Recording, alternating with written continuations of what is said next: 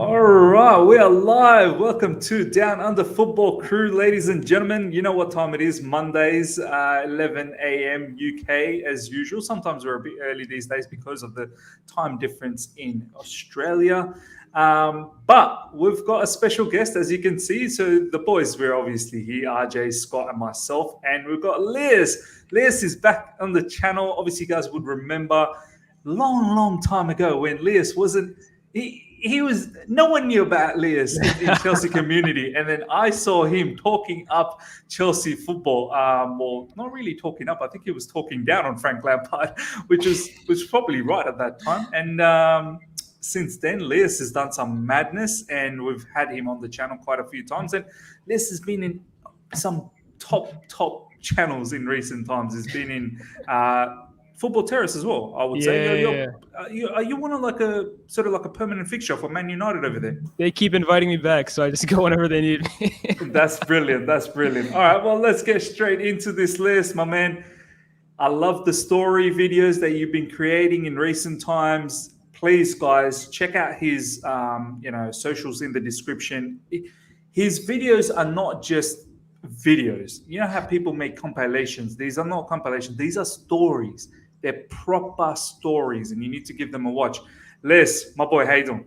Wow, what an intro, man! How does anyone beat that? I'm good, man. It's been a while. It's been a long time. I was actually on Matisse's channel, I think just earlier, like last month. And I was like, I haven't seen Miz in a minute, but Miz is like the guy who got me like. Is a Chelsea YouTube almost got me my big break and all of this stuff. So It's kind of crazy. But yeah, we haven't spoken for a minute. Obviously, this season has been a lot kinder to you than to me, but I'm sure we'll get into all of it. No, 100%, man. I mean, yeah, it's pretty crazy what's happening with you guys. Scott, you've got the mo going on, Arsenal swagger happening. I mean, I can't even banter you anymore. Your club's on the rise. Oh, Miz, if only I could go back about, I don't know, let's say maybe 9 shows where the banter was relentless. And I said to you, Miz, there's a long way to go. And we're going from strength to strength, my man. 6 points between top of the table and Arsenal now. Guys have gone in front of Man United as well, man. That's title favourites, weren't they? Yeah, title favourites and whatnot. And you know, they were off to a fly, and you guys were three out of 3 losses to get, and then now you're in front, which is crazy. RJ, my man, how you doing? Oh, always a pleasure to be back on Down Under Football Crew and to get Lyés in the house. It's nice to finally interact with him in person. Like you said, he knows how to tell a story or paint a picture. And yes, thank you, bro. He's phenomenal. And look, for us, the boys here, we bring a bit of banter, but you know what? Times are good. I've gotten over the whole Burnley, not disaster class, but one of those situations, those freak occurrences where total domination. But I had this sick feeling in my head. I saw Pope make a save, and I just fast forwarded the clock, and I had a feeling, is this guy going to be like a man of the match, 1-1 draw? And then it actually happened. So no more of that business, but still top of the league, so I'm not too disappointed. You know what, RJ? On my watch-along, literally 5 minutes before they equalized, I was going through the same scenario that I don't like a 1-0. Because every Premier League team is good enough for 1 goal at least. Every Premier League team, no matter how bad you are, because in Premier League, there isn't bad teams, honestly. There isn't bad teams. There's bad days, but there isn't bad teams.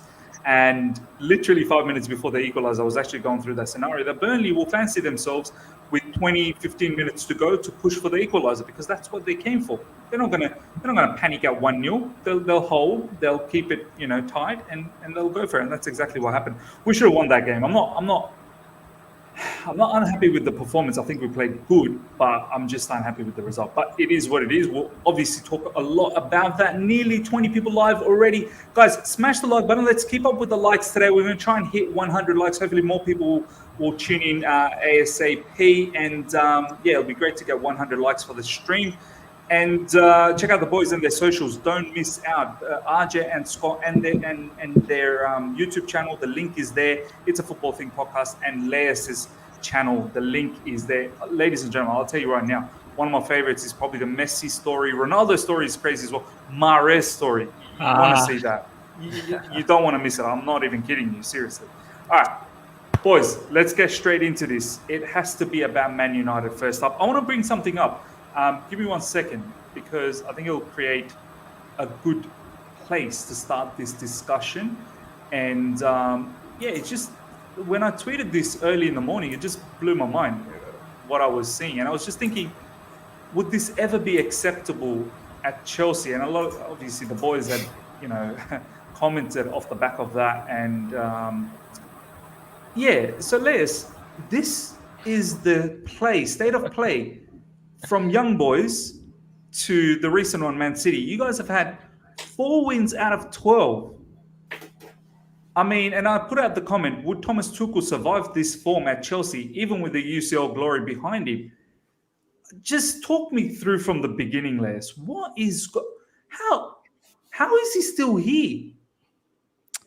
Miz, I mean, you're showing me the last 12 games. I can show you the last 3 seasons, honestly. And I think I've come onto your channel a lot, especially last season. And even when we were on that title challenge where we were first for about 14 days total, I still was never like, I think I told you this a few times. Since the Leipzig exit in the Champions League last season, I've been completely out on this guy. Like I never saw us challenging for trophies with this guy ever.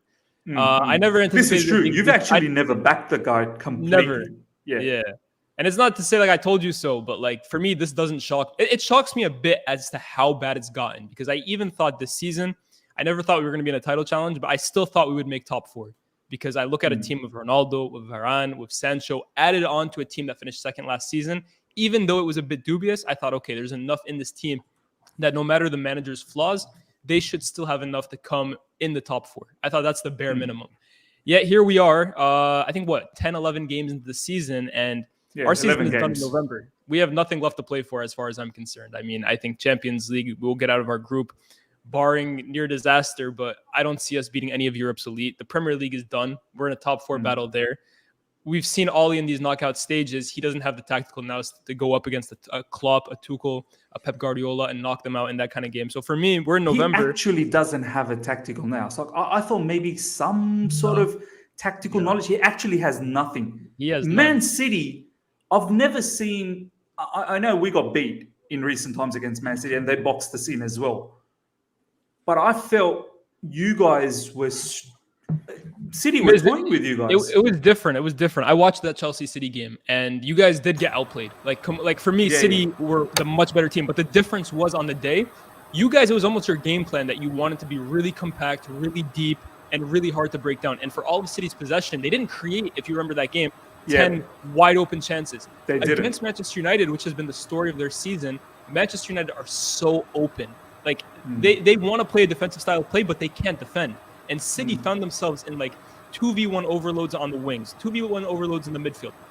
Every single position you look, City has 2 players, 3 players there, and United has 1. And that was domination. But Miz, you asked me, would Thomas Tuchel survive this form that Ole Gunnar Solskjaer is in? Norwich have more points in the last 5 games, I kid you not, in the Premier League than Manchester United. Aston Villa are on a 5-game losing streak. They fired their manager. Norwich, I just named you them. They fired their manager. Spurs, who were ahead of us 2 weeks ago before we played them, with a worse team in the Conference League, a player who doesn't want to be there, and no expectations at all in the season. They lost to us, and they decided that's enough. We don't want this manager anymore. Losing to Ollie is too much for us. And you look at United, and also throw in Watford. They didn't even have a reason. They just sacked their manager just like that. They have something going on for them firing a manager. It's in the clause or something. But we sit in a position now, 1-1-6 for United in the Premier League. The form is plummeting. The players are starting to turn on him. The fan base is on flames. But apparently it's not enough to sack him. And again, I go back to you said, would Thomas Tuchel survive this form? Miz, I remember doing a live stream with you last season. It was actually, I don't do live streams often just because for me, it's not really my thing, but I remember we did it. It was your first one as well. Leicester versus Chelsea. Leicester versus Chelsea. It was Frank Lampard's last Premier League game. And it was domination. We got smashed. You got destroyed. But I remember both of us were clearly in agreement. Yeah, this is Lampard's last game. He's not going past this moment. I think, in fact, they gave him the cup game the next, but it was done after that. Yeah. With Ollie, 5-0 wasn't enough to get him out of the job.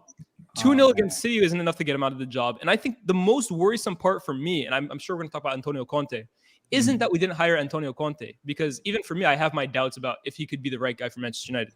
The problem is there is no plan whatsoever. We have no idea who the replacement is for Oli. We have no idea what it would take for him to even get fired. We have no idea if it's going to be an interim or a regular manager, who we're going to get in the summer. The board is making it up as they go along. And for me, that's even more worrisome than the form that we're in, because we're just a club that goes off instincts at this point. We're extremely reactive. And as a football club, that's the most amateur way you can be run.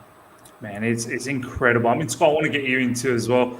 Just, I suppose, someone outside of Man United just giving their thoughts. I was sort of thinking, off the back of what Lyés was saying, I mean, no plan whatsoever. The manager, I just don't even know whether they're even keen to sacking him. And then I started thinking, they just recently gave him a contract extension as well, like not that long ago, maybe about a month ago. And Scott, I just want to ask you, are they sort of worried that if they sack the guy now, they'll have mud in their face that what were we thinking about a month ago? Mate, how much more, with all due respect to Lyés, because it seems like a much nicer guy than you two, but how much more mud can be in their face? At this point, they're a shade of the club that they used to be. It feels like they're on a massive downward spiral. I look at our scenario with Mikel Arteta, right? Arteta, Oli, both, I would say, novice managers for this level. They've come in and I feel like the difference between the two is that Arteta's taken a long time, but at least he's learnt from some of his mistakes. Now, we are playing Lacazette up front. We needed someone more physical.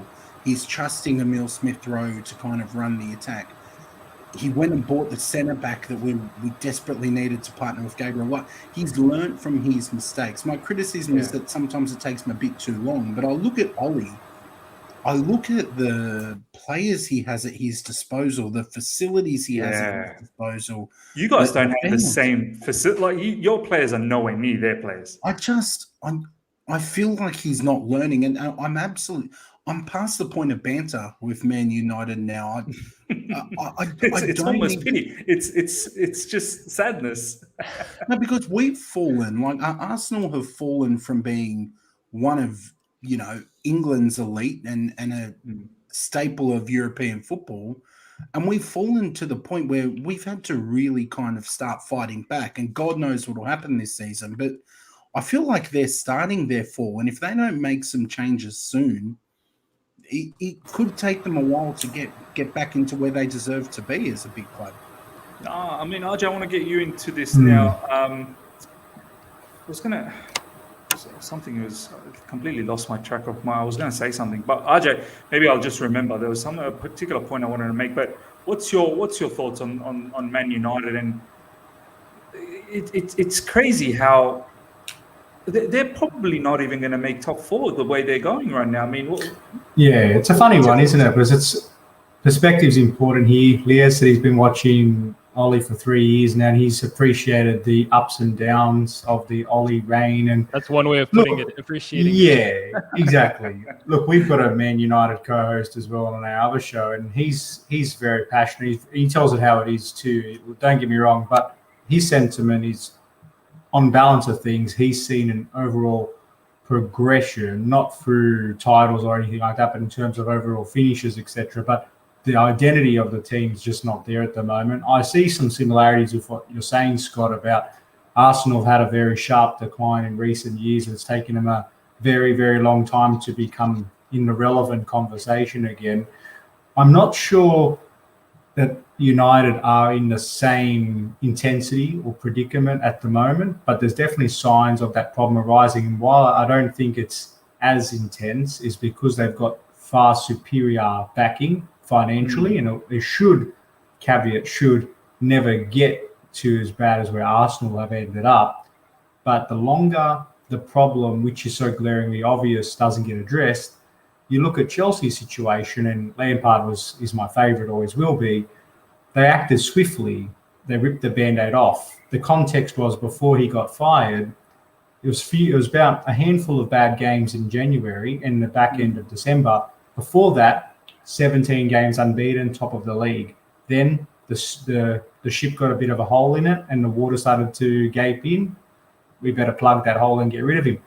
Acting swiftly is what big clubs do, or what not even big clubs, what good clubs do. They recognize a problem, they act on it. United, they're proactive. You're right, but it's not even just about. It's not Football Manager. You replace the manager, it's all problem solved. It extends far back because I hear some rumors, and obviously I'm not the United expert here, but apparently he doesn't even have full autonomy over the decisions that are made. I.e., he didn't really want Ronaldo to come in there. He had his own vision for who he wanted.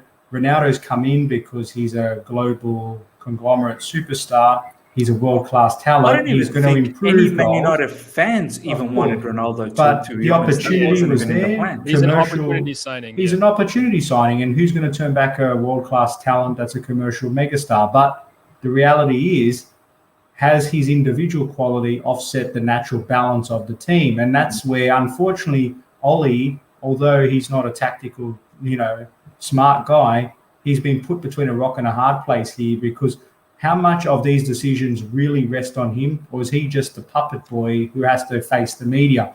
I don't know, but all I know is if it doesn't change soon, mid-table mediocrity is something that this season is a real prospect, but it's only 11 games in, so perspective is important. I think Go on, bro. go ahead. Yeah. No, Go I on, was go going to on. say, I think you hit the nail right on the head. I think the word is ambition. And Chelsea fired their manager last season. It's their greatest ever player, Frank Lampard. Oh, yeah. And they fired their manager because he was not reaching their expectations. Every team before the start of the season has goals and ambitions. Chelsea's last season, I know, was the challenge for the league with all their new signings. Obviously, it was just too much to gel at one point. It was also too early in Lampard's managerial career to be able to handle all those big players. It was honestly, Miz, it was a bit like the Ollie situation in that he had a team the year before that he really trusted, and all of a sudden he's given Werner, Ziyech, Havertz, fix it, find a way of getting your team last year of these guys. It was too early for him, but Chelsea understood they have goals, they have ambitions they want to reach. They saw a world-class manager become available on the spot in Thomas Tuchel, and they made the move. Aston Villa, this season, their goals and ambitions were to challenge for European places. They lost Jack Grealish, but they brought in all these great players, such as Buendia, Ings, etc., etc. They're 5 games on 5-game losing streak. Now they're almost near the relegation zone. That's enough for us. We're not going to reach our ambitions if we continue this guy. Norwich, 0 wins in 20 in the last 20 Premier League games. They're going down with this guy. They decide that's enough. Man United, the problem is here. This is why they won't fire Ollie this week, then the week after, the week after. The problem with Manchester United is that they have assembled a star-studded world-class 11 and squad, but they don't have the ambitions to match that. Manchester United and the Glazers have always been about make top 4. Van Gaal was only fired once top 4 was mathematically impossible. David Moyes was only fired the day that it became mathematically impossible. Jose Mourinho was only fired once it became 11 points off 4th. Ole Gunnar Solskjaer is, I think, 3 points off top 4 right now, which at the moment still meets their expectations and goals. So until this guy is sitting in 10th, 15 points off 4th, we're stuck with this guy. Nowhere. Because at the moment, we bought all these great players and the fans had all these goals and hopes that we could win the title. But the board was never like, okay, it was never make or break for the title for them this season. So for them, I don't think he is exactly, it's all about the money. They just want that top 4 money. So as long as he is still in and around that top 4 area, they're not going to really care. I think the only thing that goes against him is Cristiano Ronaldo. And Cristiano Ronaldo is not a guy who wants to be playing Europa League football. Neither is Rafael Varane, for the matter. And if anyone can get him out of a job, it's Cristiano Ronaldo. But will Ronaldo at this age be the guy pushing for his former teammate and be his manager's sacking? I don't know. But I think that's the only thing that kind of goes against it. But other than that, I think for me, he's in a comfortable place for the Glazers right now. It hasn't gotten bad enough. No, 100%. I just remembered what I wanted to say previously as well. When I hear a particular manager, you guys are going to have a mad laugh on this one. As soon as I hear a manager post-match say, I want the players to express themselves, I want the players to go out there and be free, I tune out. I'm like, dude, you got no idea what you're talking about. As soon as I hear those sort of words, I'm like, you are not fit for the job. Because if you Well, it's an accountability problem, isn't it? Really, it's almost like you've transferred ownership over. Well, my tactics didn't work, but it's only because you guys weren't creatively good enough to come up with your own solutions. and That's it's how not I just- see it. Ollie cannot articulate. I don't know what he does to the players because we can never see that. But in the press conference, you look at someone like Thomas Tuchel, and I know Pep Guardiola and Klopp are probably, they've been doing it for a long time. But someone like Thomas Tuchel, whose English isn't the first language, but still very well spoken, how well he articulates tactically what he's doing. Just recently against Newcastle, he said, my assistant said, sorry, that was against Malmo. But in the Newcastle one, at halftime, he tweaked it a little bit as soon as the second half started. Malmo one specifically, he said the assistant told me to switch Callum on the right side and Ziyech on the left side, because just to give them that extra bit of time to take it on their favorite foot, which was Callum's right and Ziyech's left. Even though the preference for both of them was to cut back into their favorite foot, they just thought that maybe for that particular game, it was better to get that extra bit of millisecond to get the ball onto their favorite foot and maybe beat the defenders. It was so good to hear a manager like that talk like that. I just want to ask Lyés, when you hear Ole Gunnar Solskjaer talk in the press conference, I can't take this guy seriously because he cannot put anything tactically together to make the fans understand what he's trying to do. I don't even think at times he understands what he's doing. I feel like he pretty much tells the players, go out there, you guys are very smart individuals, you should know what to do to win a match. Like, is that the vibe that you get, Lyés? It's actually funny. When I was on the football terrace last, actually, they do it was before the match weekend, so they do a game on their show. And this week on Friday, it was did Ollie say it or not? And they basically had these crazy quotes that it was either his quote or not his quote. And I actually went in there. I was like, okay, let me give this guy the benefit of the doubt. You guys are ruthless, man. I was like, I was trying to be fair on him. I was like, listen, let me I think I know Ollie for the most part. I'm sure he didn't say that. Some of the stuff this guy comes out with in press conferences, to the point now where I don't even watch them, to be honest with you, because it's quite painful to listen to this guy talk about football at the end of the game, because you want to hear this guy with some emotion, with some insight on how the game was won or lost, on how his tactical plan for the game was broken down or how it worked. And this guy is giving us stuff like, the players put a really good shift in, unlucky. It's just give me a break. But for me, I look at a guy now with Ollie that, if you've noticed, and here's one thing I want to kind of talk about, because for me, I feel that his biggest fans, because Ollie has a lot of fans on Twitter. Trust me, I go back and forth with them every single day. See, man, people go at you. Yeah, what is that? Man. Listen, man, I'm kind of guilty because my first reaction is just to go right back at them. But anyways, I will say this: a lot of Ollie fans, they are dwindling in the numbers, but their main thing right now at the moment is, these players are the same ones that gave up on Jose. They're starting to give up on Ollie. They're mercenaries. They can't be trusted. They don't have great work rate. The amount of times Ole Gunnar Solskjaer has been on the verge of getting fired, and players like Bruno, players like Rashford, players like Martial, players like Pogba have dragged this guy out of the mud and won him games that he had no right to be in and saved his job. I've been on record. I think Ollie owes 50% of his salary to Bruno Fernandes, probably 25% of it to Rashford, and at the moment, probably the other 25% to Ronaldo these days, who's making. The guy's not taking anything home. Yeah, you're not taking anything home. But anyways, I don't look at a group of players that have lost, that don't want to play for Ollie, because I think if anything, this is probably, they like him a lot more than they like Mourinho, but it's a group of players that are lost. Tactically, they're confused. They have no idea where to be. The City game for me said it all. They didn't seem like they weren't playing for Ollie. They just have no idea to where to be, because there's no structure. There's no shape to the team that you have to be here when the ball goes here. You have to be here when the ball goes there. Clueless. You need to be compact in the middle of the pitch at all times. It's just a bunch of players vibing for 90 minutes. I feel like, though, thinking about your players, and obviously this is the way modern football is. The first port of call is always the manager. The manager is going to cop the blame. The manager is going to be the first one to go. You're not going to see players getting sacked for underperformance. However, I do think in that squad, there are some players who really are underperforming and who are letting Ollie down to an extent. I feel like Ollie's tactics are awful. but I feel like there are some players who really are becoming a liability. Who would you say? Harry Maguire being one of them. Yeah. Since his injury, Question. he's been awful. Question for you, just not because I know who you're going to say. You're going to say Harry Maguire. You're probably going to say Luke Shaw. If I had to guess, probably Fred would probably be one of those guys. Here's the issue, Scott. You're 100% right. Those players are in the Harry Maguire and Luke Shaw are in the worst form of their Manchester United careers. And Luke Shaw, that's saying something because he's been bad for us at times. But this is for me one of the biggest problems with Ole Gunnar Solskjaer. He has a trusted group of 8 players in this team that no matter how poorly they play, they are in the 11 every single week.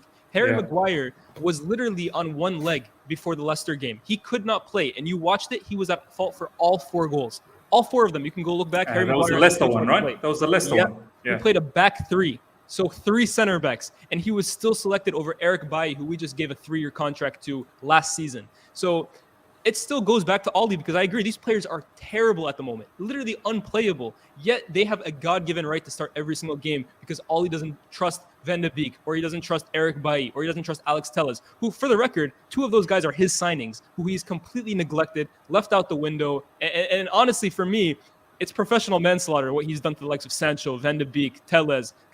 These are all players he spent major money on. I keep forgetting that you guys have Sancho.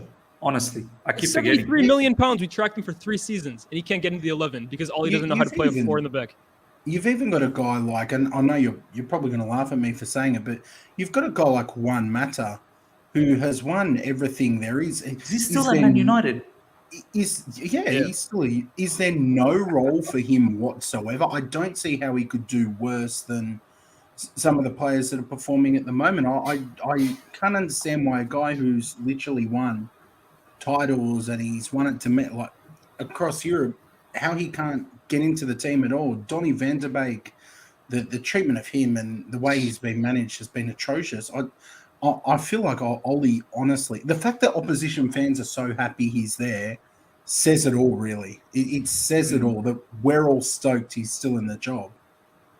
It's incredible, honestly. I just remembered, Sancho is a player that if football Twitter was all over Sancho, and now I think barely anyone tweets about him. If they do, it's about just banter, that what's happened with Sancho.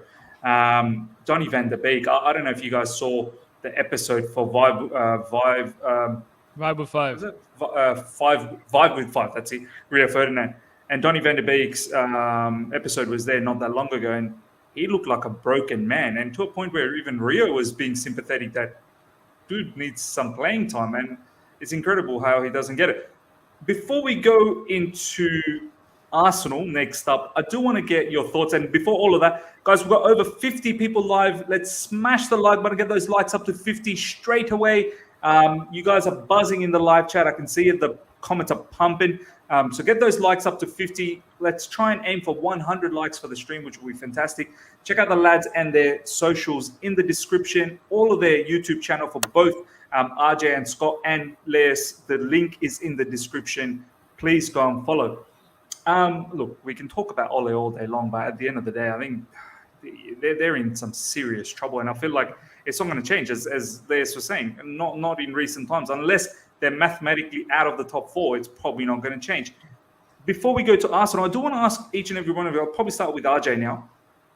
RJ, lately I'm seeing, and I remember this when Chelsea was going through a bad run, players coming out in social media and saying, oh, it hurts, we'll try again, reaction needed. I used to hate when Azpilicueta used to do that, to a point where I actually replied to him. I said, Aspi, just don't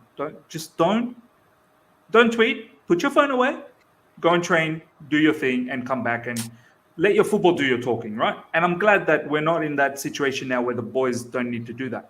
I see a lot of Man United players do this in recent times. Rashford has done it. Harry Maguire, Bruno Fernandes. So much so that they're actually tweeting the wrong things. What was it? Bruno Fernandes the other day had asked like, what is going? Some people have told me, obviously, it is true that these players don't run their own Twitter account. There's agencies that do it. But RJ, do these players just need to understand? Just don't.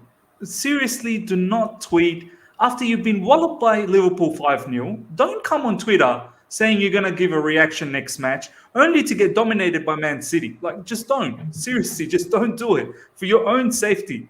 What's your thoughts about? I do have to say though, if you are going to do Twitter as a player, please do it like John Terry or Saint How Alan good is he? Maximin. If you're going to do Twitter, do it like John Terry. Actually, be a troll. Do you know what I mean? Go out there and troll people. And he's retired, so he has an excuse. Yeah. RJ, what's your thoughts about these players, man? I mean, tweeting after the games. Yeah, look, to me, it's just the digital age. It's the new world we live in, unfortunately, for better, for worse. But unfortunately, players feel like they have to come out and give a post-mortem every time that the result doesn't go their way. Realistically speaking, if the result is bad, everybody knows inherently you're hurting. You don't need to go and apologize in a tweet or on an Instagram post, because all that's going to do is invite criticism anyway. So it's actually a double blow. Like you said, obviously you lose 5-0. You're going to say, oh, we're very upset about this. We're going to try better next game. Obviously would be the caps lock response. We don't need you to apologize. So I don't know. I think it's just one of those situations where a lack of confidence leaves that insecurity, and that insecurity leads to these kind of thoughtless actions that go on social media. So I think it's a bigger societal problem, more broadly, that football players and other people feel like they need to revert to social media to apologize for things.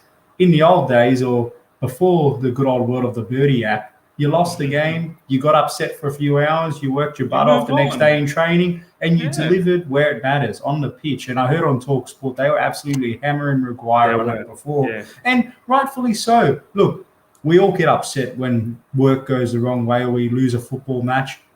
But just let your results do the talking then. You don't need to go and apologise. For me, and this is another thing with even Foster as the goalkeeper. He has his own, YouTube channel and whatever. But just focus on your primary job. That's to play football. Everything else, the side hustle. Same with these players. If you want to blow off some steam, go out and play some tennis. Go out and have a drink. Do something. Don't go and apologise on Twitter. Just focus on training. So, yeah, for me, it's all a little bit of it's one of those problems where they're just looking for a bit of sympathy.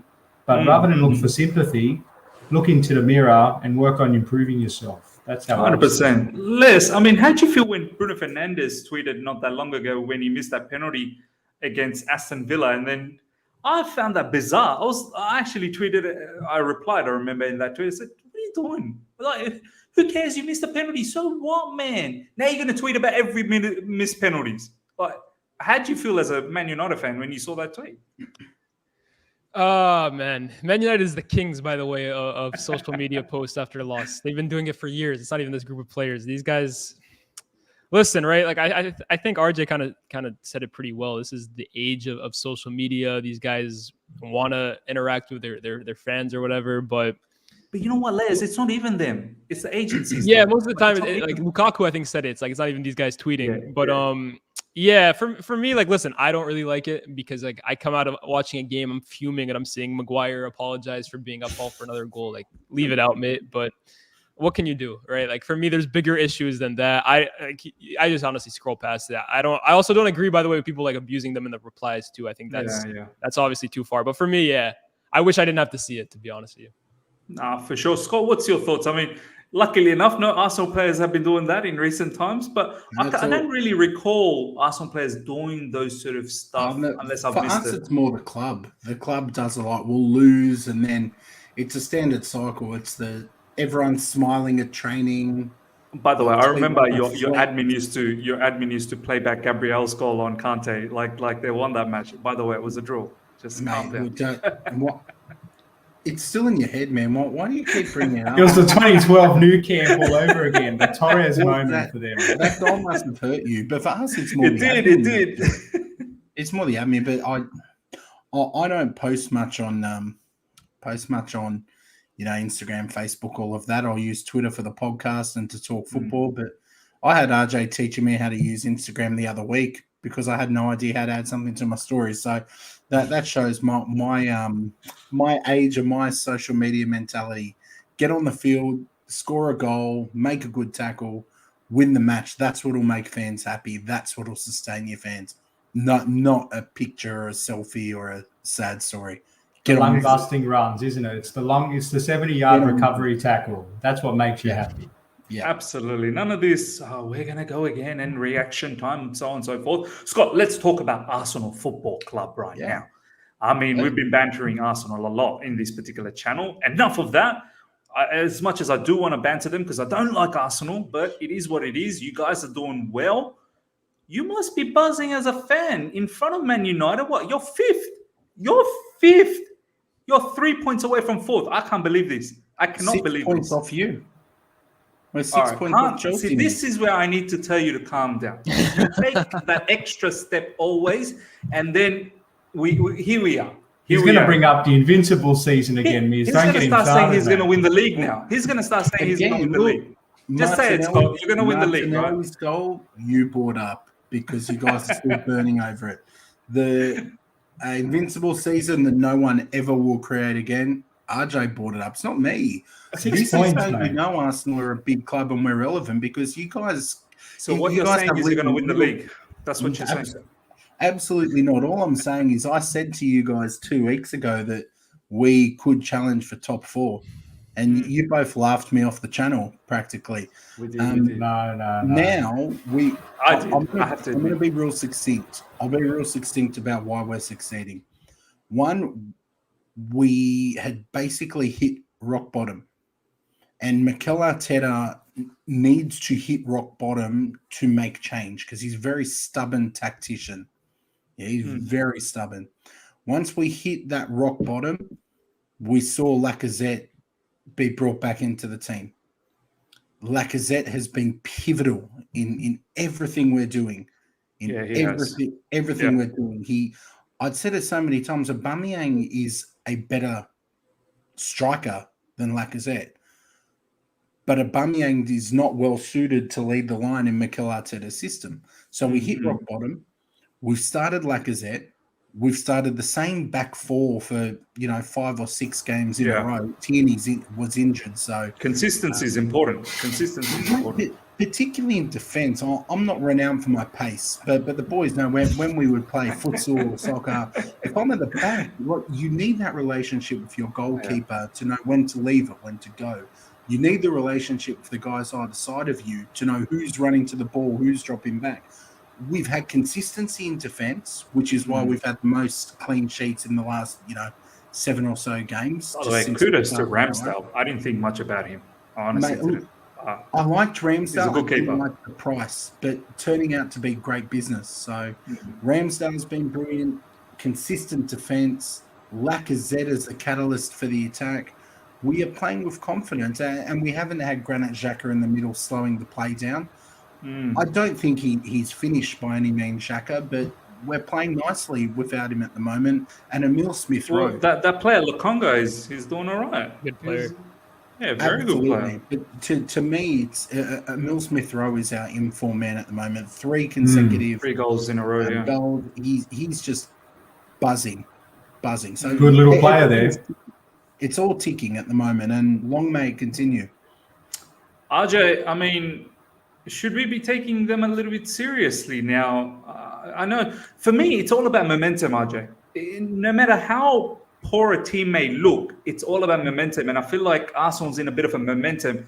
I think up next, you guys got Liverpool. So that is going to be a challenge and a half. But you wouldn't have would have wished it for a better timing because they're going to be coming off a loss and obviously the international break. Nonetheless, I still have Liverpool favourites, but it's a good challenge to have where you have been winning, you've been keeping some clean sheets, momentum. You never know. Premier League is crazy. RJ, is Arsenal to be taken a little bit seriously again? Oh, they've definitely earned themselves some credibility now because credit to Scott in terms of acknowledging the first few games are always going to be a bit of a banana skin for them and don't really count their season till that passes and judging from there on in. They have been, I would say, delivering both getting good results while not playing good, but getting good results while playing good. So they're mastering both sides of that. So credit for Arteta for rebounding, but also individual players starting to step up and take a bit of ownership as well, because, for a while there, we were asking questions as to why have they been starting so poorly, given the names on the team sheet. They've made these fancy new signings, but then the question starts to be answered now. Possibly it's because of chemistry, and it takes time to warm up, because at the moment their combinations are looking good. The players are seeming to understand their roles a bit more often. They seem to be comfortable playing in both defending teams that are trying to take the game to them, but equally when in possession, they look like a team that can put a goal or two behind you. But look, confidence is a funny thing. If anything, the breaks probably come at a bad time for them now, because they've finally started to hit their stride a little bit. And their first game back against Liverpool, who's probably the breaks come at a good time, because if they come back now and Liverpool touch them up a little bit, it might get them to reassess, were we as good as what we thought we are, or was that just a bit of a misleading set of outlier games? Do you know what, RJ? I'm actually thinking the other way, because I don't think most of Arsenal's starting 11 are not international players. But just a break in terms of the rhythm being disrupted, not in terms of them risking injury, but the fact that they're in a good place at the moment. When you're in a good place, you want to keep going. Liverpool does a very, very funny result against West Ham, and they had the 2-2 draw against Brighton. This is a real set and restart, refresh type of period for them. And I dare say that the Liverpool that comes out against Arsenal, they're going to cause some real headaches. But look, credit where it's due. Arsenal playing well. Early days, do we take them more seriously? Of course we are. Anybody that's rising up the ladder, if you don't take them seriously, hey, we drew 1-1 to Burnley. If we can't take them seriously, then we need our heads checked, to be honest. No, 100%. Lyés, Arsenal, I don't really hear you talk too much about Arsenal. I think it's because, one, you're pre-consumed with all the stuff that Man United's going through. You talked a lot about Chelsea at one point, which was fantastic. But what do you got to say about Arsenal? I think you guys got Arsenal coming up soon as well. You got Watford, then you've got us, and then I think you've got Arsenal it's in December, after that. early December, I think. Yeah, so I think it's Watford, then it's us, and then it's Arsenal, something like that, and that would be early December. What's your thoughts about Arteta? I know we kind of spoke a little bit about it last season. We didn't really give him too much respect, but slowly making some strides, I suppose. Lyés, what's going on with Arsenal? I was just a little consumed here because Sky Sports actually just tweeted that Manchester United has no plans of sacking Ollie in the near future. So I've been a little consumed. We didn't need Sky Sports to tell us that. I think the balance sheet's looking good. Nail in the, I don't even know, man. But Arsenal. Listen, actually, last season I had my fair share to say about them. Honestly, I kind of looked at that club and I was like, "What's the ambition?" Like similar to United, I think they were at one point in the bottom half in December, and they weren't winning games. The football was dire. I didn't really see a clear path going forward, and I thought like kind of a bit like United at the moment too. So maybe who knows, some miracle will happen. But I was like, why keep Arteta when the results are this poor, the football is this poor, and it looks like you guys are going to miss out on European football yet again. Ultimately, that's what's happened, but. To give Arteta mass amounts of credit, he has absolutely nailed the transfer window. Every single transfer he's made has been an incredible success. He's overseen the development and the path into the first team of players. Like, I think Saka was a bit more Emery, right? But he's kind of made Saka one of the main figures in this club. Emil Smith-Rowe, his emergence to the team has been huge. You have a defense right now that he has formed himself, right? Through Gabriel, through Ben White, through Tomiyasu, Tierney, and Ramsdale. You know what, Lyés? I was just thinking, you're right. All of their transfers actually worked out for Arteta. Even Tavares, that left back. Lokonga is also his signing. Yeah. Ramsdale, Tomiyasu. He's banged every one of them. He's 10 for 10. But and another thing is too, I have to give credit to him in this regard, and this is where for me he has surpassed Ollie in my opinion. Because last season there was a lot of conversation between the two as well. I gave a lot of credit to Ollie last year in that regard, and that I thought that Ollie did a better job last season in particular of getting the best out of the players at his disposal compared to Arteta.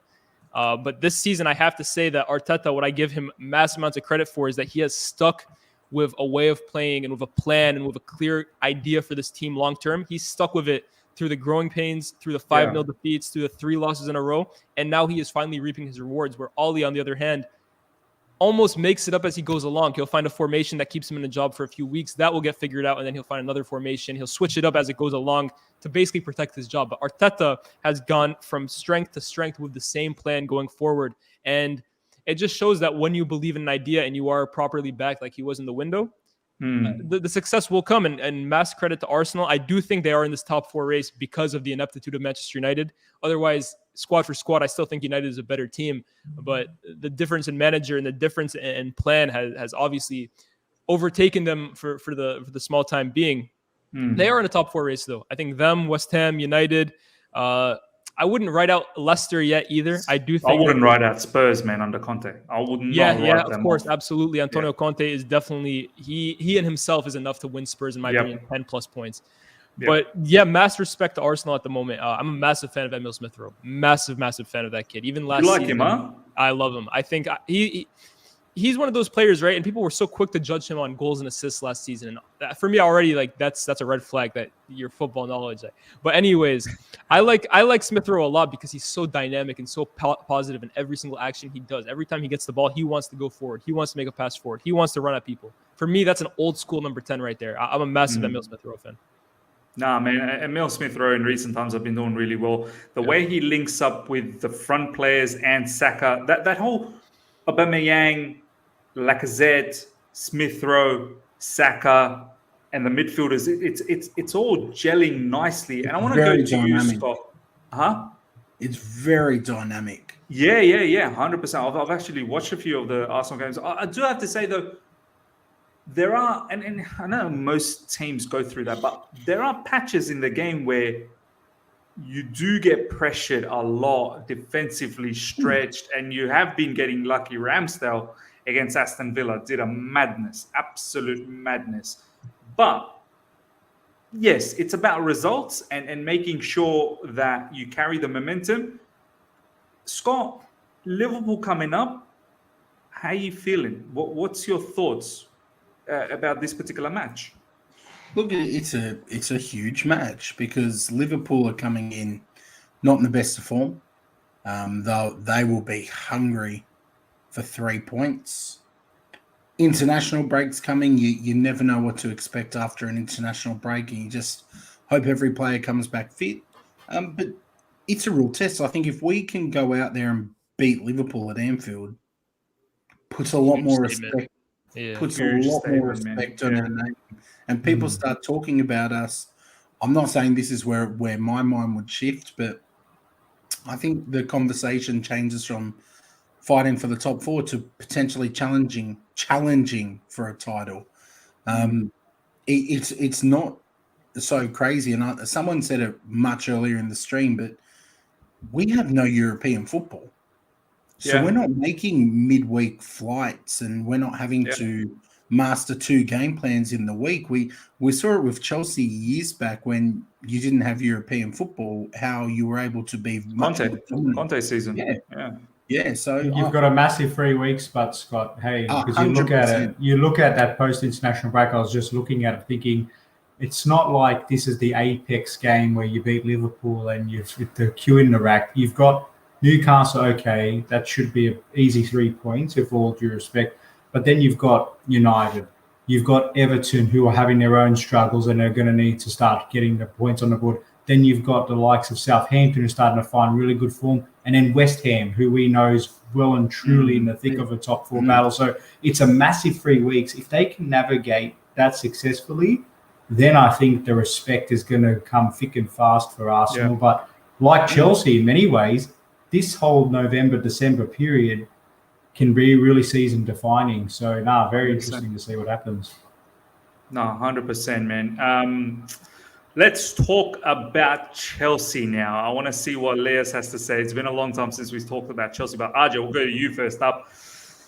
Look, we are still top of the table.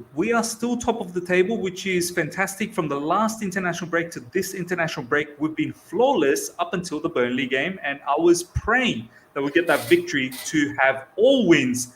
And that would have just set us up nicely, knowing that Liverpool had already dropped points against West Ham, which we'll talk about after this.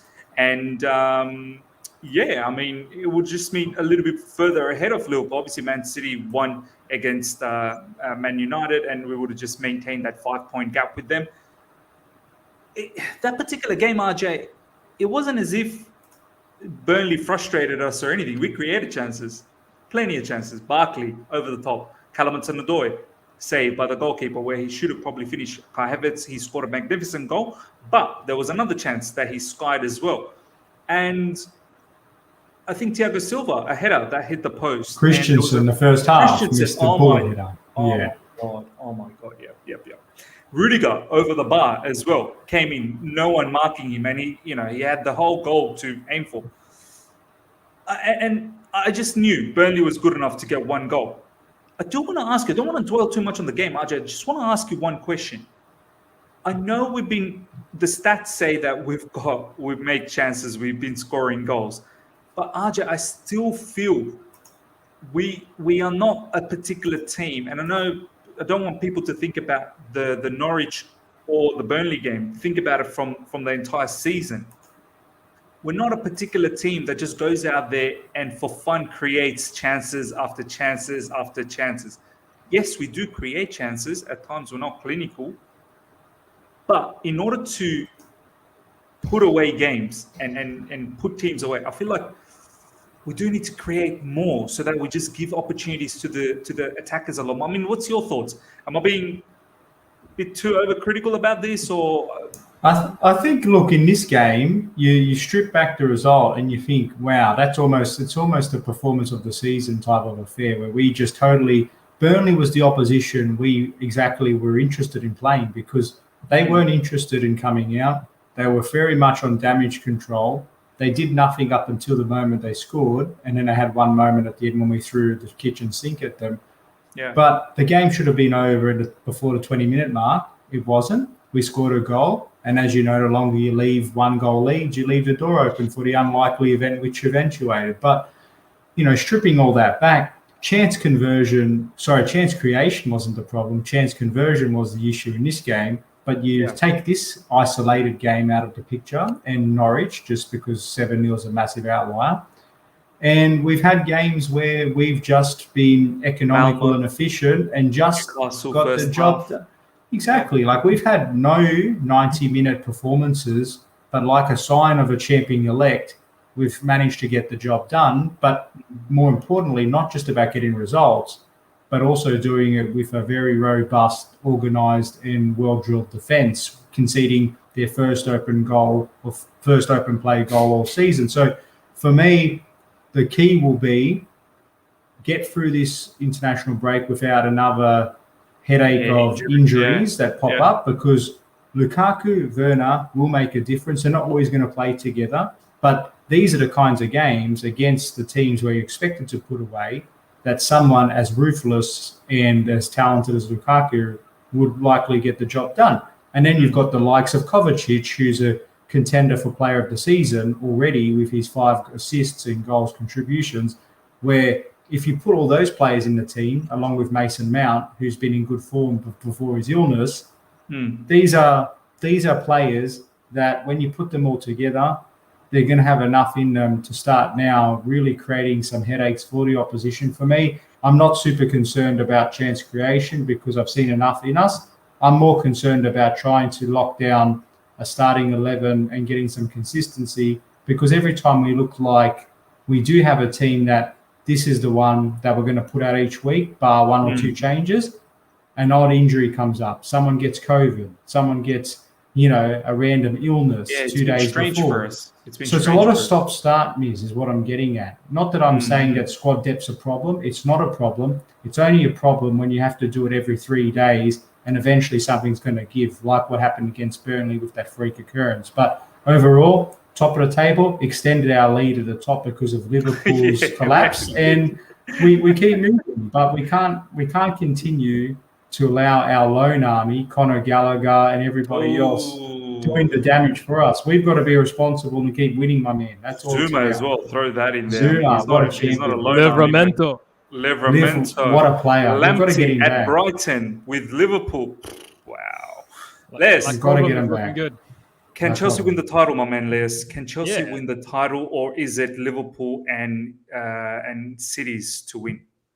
Chelsea can definitely win the title. In fact, I would probably have them as my favorites to win the title. Liverpool, man, I've been saying this, right? Like, amazing team. Salah right now is the best player in the league by a mile, in my opinion.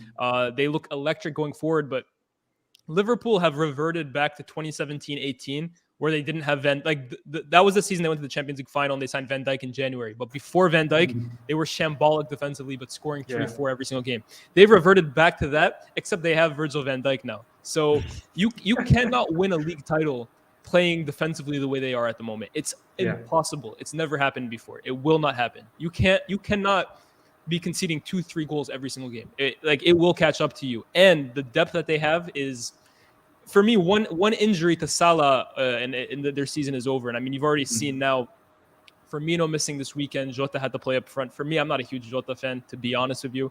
Midfield, they're so lightweight in that position. That's the concern. Yeah, it's huge. And I mean, the African Cup of Nations in a few weeks, they're going to miss Salah and Mane up front for them. That's huge. Keita as well, right? Naby Keita? I don't know if Guinea qualified. I'm not 100% sure if he's even fit for that, to be honest. But Liverpool, for me, are in trouble. I think they are being hurt by the fact that their recruitment this summer, in my opinion, was so poor for a team of title ambitions. I've consistently said I think Klopp is making wine out of sewage water with the resources he's given by FSG. Like he is literally creating miracles with the like FSG is like the Glazers at Manchester United, except we don't have Jurgen Klopp to basically cover over every flaw that they have. He's an elite manager. So well said, man. So well said. But Liverpool, for me, they're going to be in the race, but I don't think they're going to win the league this season. I think they're more of a threat in the Champions League than in the league.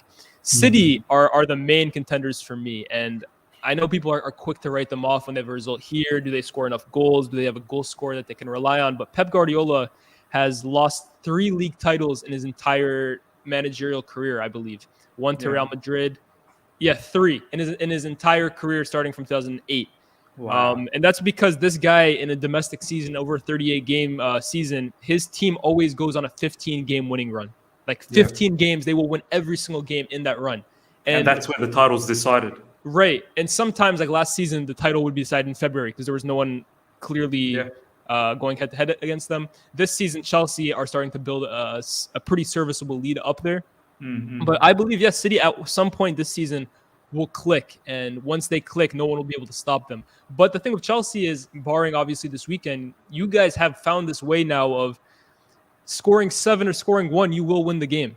For the most part. I mean, sometimes you will have weekends like this weekend where obviously you weren't able to get it done. But for the most part, Chelsea are reliable. And I know Liverpool get all of the hype because they'll score 3 goals and it's rock and roll football, right? It's easy on the eye. Chelsea, not as much easy on the eye, right? You'll win a game 1-0. You'll have 80% of the ball. Defense is our first thing. Like that's what we go with. But defense wins you titles. Defense will win you a Premier League. Like over a 38-game season, you can score 50 goals less, but if you keep 50 more clean sheets, that's going to win you the title. You only need 1 goal to win a game. So for me at Chelsea, they're my favorites at the moment. I think the one thing too of Chelsea is that you guys have not unlocked that attack yet, right? You guys have not found out that Lyés, the perfect we've not played a proper good game yet. We've not played a solid blockbuster game. Besides 100%. Norwich, and let's be honest, everyone's been pumping Norwich. We've not put it together. We've not understood how to play with Lukaku yet, Lyés. Yeah. So no, 100%. When that happens, it could be something. But carry on, my one thing I'll say though is that was my concern for you guys last season. If you remember, I went on your show a few times and I said Chelsea for me, they didn't create enough chances for me last season, and B, when it came to creating the chances, you guys didn't put them away enough. That was my biggest problem with Chelsea last season. And this season, it almost feels like it's kind of continued. Like against Burnley, you guys should have won that game. You guys created enough chances to win. And ironically, that was actually one of our more complete performances. We just, as Tuchel said in a very simple way, we just forgot to score the goals. Like the number of not just chances, because people create chances. It's a given. You can shoot from 30 yards. That's a chance. It's the amount of good quality chances where you watch the replay wherever you watch it and you're like, how do you not score 4 or 5 goals that game? It was just honestly a freak occurrence. But that's the irony. That's the problem, though. That's the problem, though. If you guys, your defenders will not be able to bail you out with a goal every single weekend. So eventually that attack will have to click. But Thomas Tuchel is an elite manager, and I think eventually it will. That has never been a problem for Thomas Tuchel's sides before, like scoring goals. He scored goals for fun at Dortmund, scored goals for fun at PSG, but he needs to find the balance. Balance is the key word in football for me. And once he finds that balance between whatever 3 he decides to go with, then I think Chelsea will be flying. This is a very important point that you've just put across right there. Lyés, do you remember the stream that we did when Thomas Tuchel was getting touted to be Chelsea manager? Yeah. I think it was I don't know, just the day before Thomas Tuchel got selected as a manager, or appointed as a I manager, remember. or maybe the day after, and you had mad stats and analysis done on Thomas Tuchel, and you came in, and none of us predicted a back three. I want to ask you, Liz, are you? And it's been going good. The back three has been going good. We're defensively solid, and we've won Champions League. We've been good, all well and dandy. But are you from a football fan? I know you're a massive football fan before you're even a Man United. You're a huge Man United 100%. fan, but you love your football. That's number You're one. right. Are you somewhat surprised that has Thomas Tuchel still not been able to transition to a more of a fluid sort of 4-3-3, or I don't know whether we have the personnel or whatnot, but I want to hear from you. I mean, are you surprised that we still haven't been able to do that?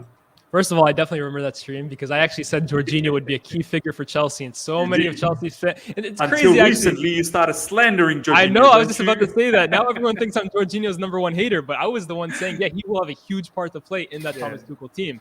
But am I surprised that he hasn't transitioned earlier? I don't know, man. I think you guys obviously wanted a midfielder this season, and you guys obviously wanted Koundé as well. And I think those kinds of players would have helped transition you into a back four. Like for me, if you guys signed Declan Rice in the upcoming summer, then yeah, I think you could see a 4-3-3. Because here's the thing with Thomas Tuchel: throughout his time at PSG and Dortmund as well, he always played with one defensive midfielder that in possession would almost become a back three. So Marquinhos at PSG was playing defensive midfield at times for Thomas Tuchel, and he would fall back into the back three in attack.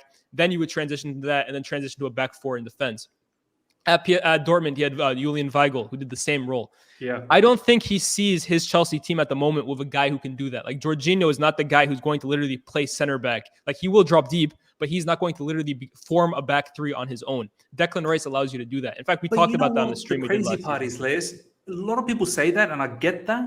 But in Italy, he does play with a back four, though, right? Bonucci and no, yeah, 100%. But I think Chiellini. with Italy, I think with the likes of Verratti and Barella as well, you have so much control in that midfield that it doesn't even matter. Because that's at the end of the day, that's really what Thomas Tuchel plays this back three for. It's control of the ball, control of space, control of time.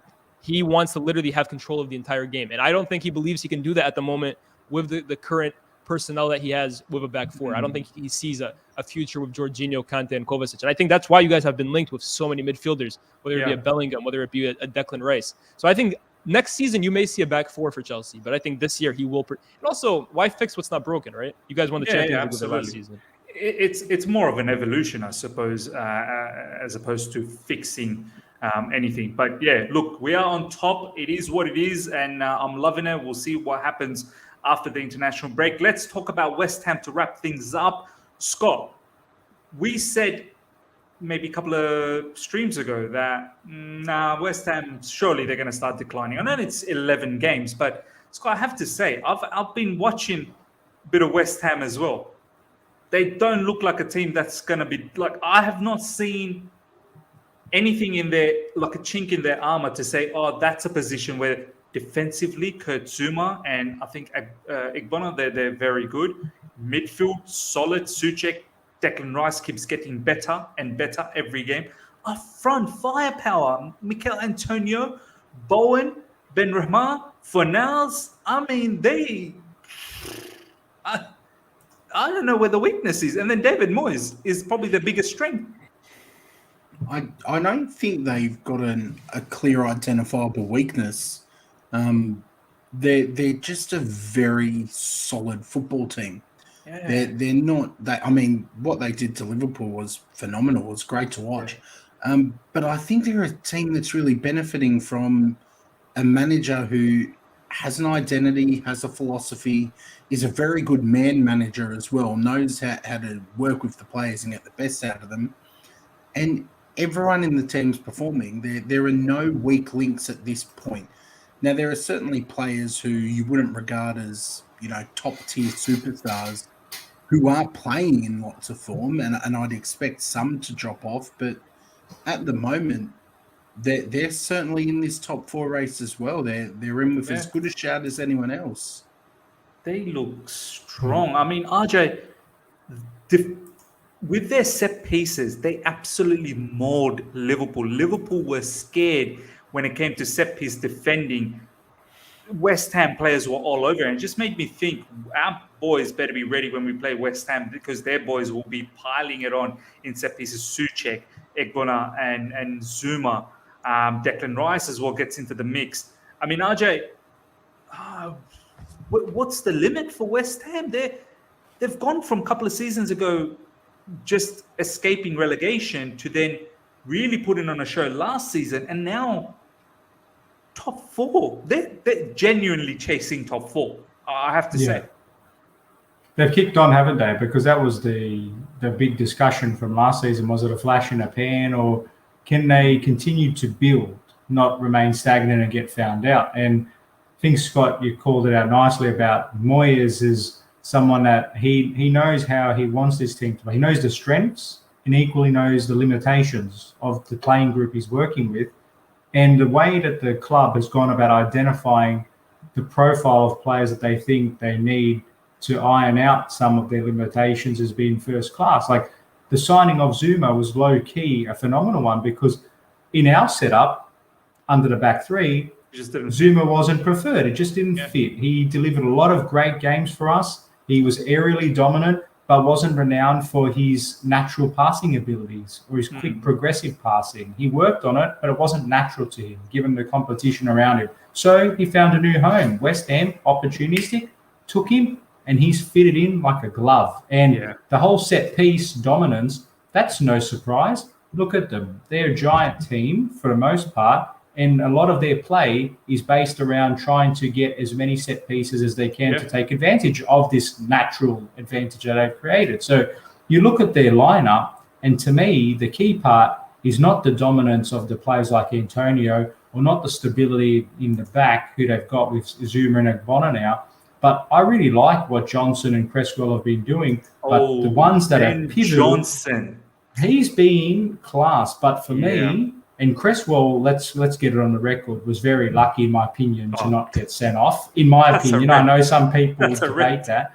For me, as much as I dislike Liverpool, that was a very, and for my FPL, I've got Cresswell. I'm glad it wasn't, but you know what? He's a lucky boy. But for me, West Ham, just my final point, the pivotal piece of the puzzle is the pivot themselves. Souček and Rice, they've been the difference makers. They've really built on from last season, and they're continuing. As long as they stay fit, the understanding between them two in plugging the hole in transition, but supporting each other in attack so they don't lose that balance, to use your term, Lyés, from before.